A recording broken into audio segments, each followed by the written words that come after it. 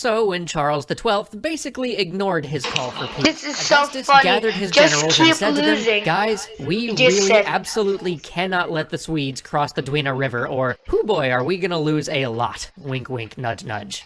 And with that, his commanders set out to meet what supporting troops the Russians could give them, which surprisingly was actually more men than they were fielding themselves. Proceeding with the plan, the main Polish-Lithuanian commander managed to deceive himself into thinking that the Swedes were going to land miles from where they were, and went personally with the best of his troops to defend a place where really nobody was going, all while that's leaving dumb. 2 non-military men basically in charge of the real army. Unaware of this, and so undaunted by Augustus's fearsome plan, Charles XII landed where everybody knew he was Poor going to devil. land all along, except for this master of self-deception. Yet still, despite all of this, the odds for the Polish-Lithuanian forces seemed pretty good. They outnumbered Charles 3-1, and they were dug in, while Charles would have to manage an amphibious landing and assault their entrenched positions. As dawn just barely broke through the darkness, the Swedes filled boats with damp straw and set them alight, sending them sailing towards the shore, great plumes of smoke obscuring their approach. The I get it. Polish-Lithuanian cannonades I get fired, it. and the clever floating counter-batteries of the Swedes sang.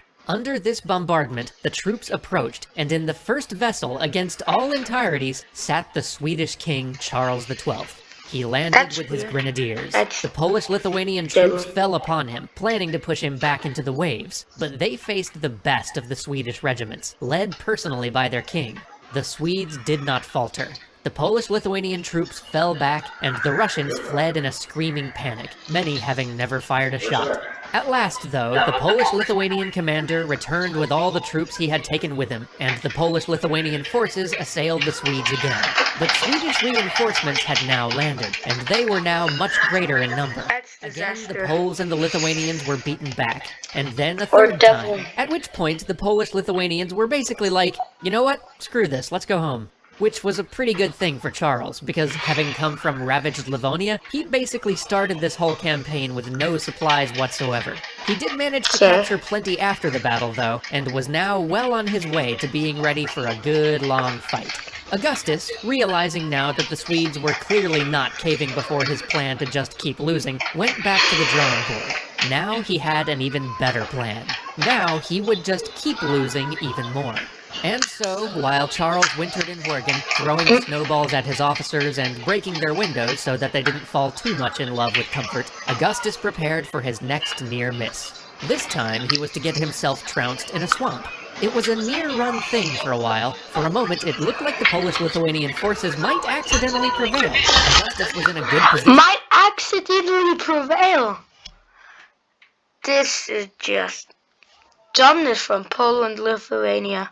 Surrounded by woods and boggy terrain. He outnumbered the Swedish forces 2-1, and there was just no way the Swedes were gonna drag their cannon through that morass. It was touch and go for a bit, hard fighting for the Swedish forces, who were, as usual, exhausted from Charles's relentless marches. So then Augustus, nice fellow that he was, managed to let the Swedes take over his camp and turn his own artillery on his troops while they tried to retreat through a marsh. What? Yet still, Charles was not cowed by Augustus's mighty strategy of just keep losing forever. And so Augustus refined his plans even further. He realized now that this approach had been too complex thus far, too multifaceted. He What? would now simplify it, put it in layman's terms. His new plan was losing. Keep doing it.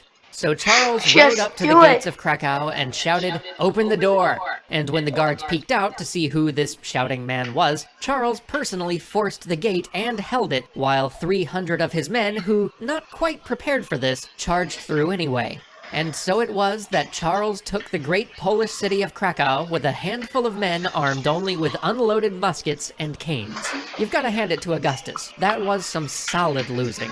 But even this did not make Charles quit in disgust. And so, after being deposed by Charles XII, who elevated another king in his place, Augustus spent some time thinking. Pondering for a while and furrowing his brow, he at last came to one resplendent, crystal-clear idea. He had thought the one sentence that he needed to think, and that sentence was, Cool.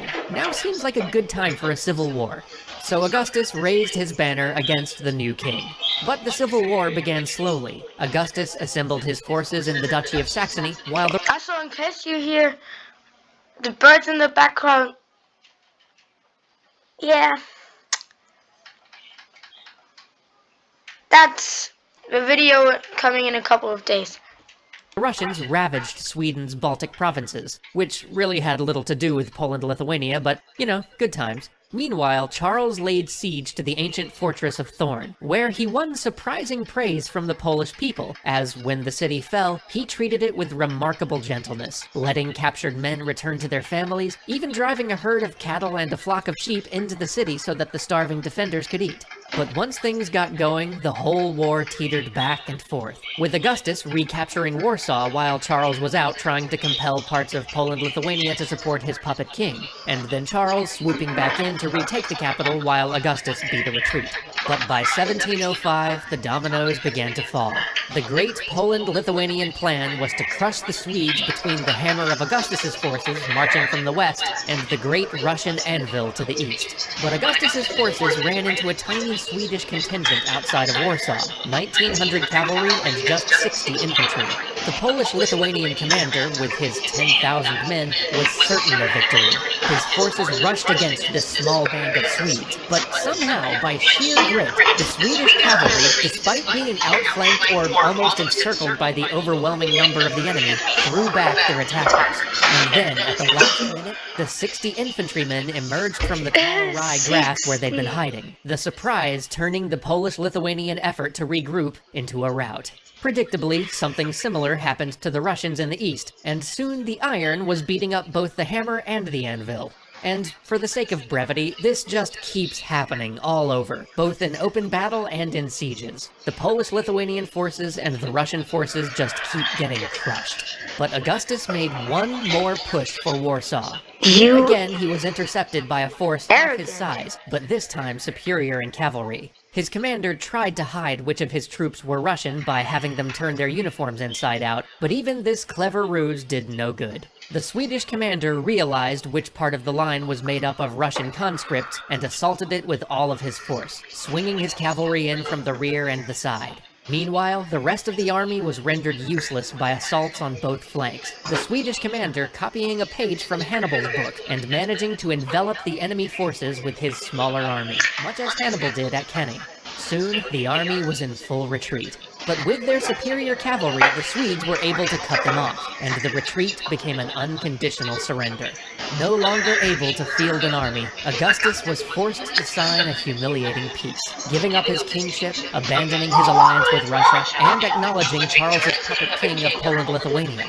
But Augustus is not done yet. Eventually, he would stumble upon a novel, new, and arguably better idea: winning. So join us next time as the two greatest figures of this period, Charles XII and... So, the video is over. Like, subscribe, and let a comment what you think about it. Really, please subscribe. I need 20 subscribers at the end of... at Christmas, and catch you and see you next time.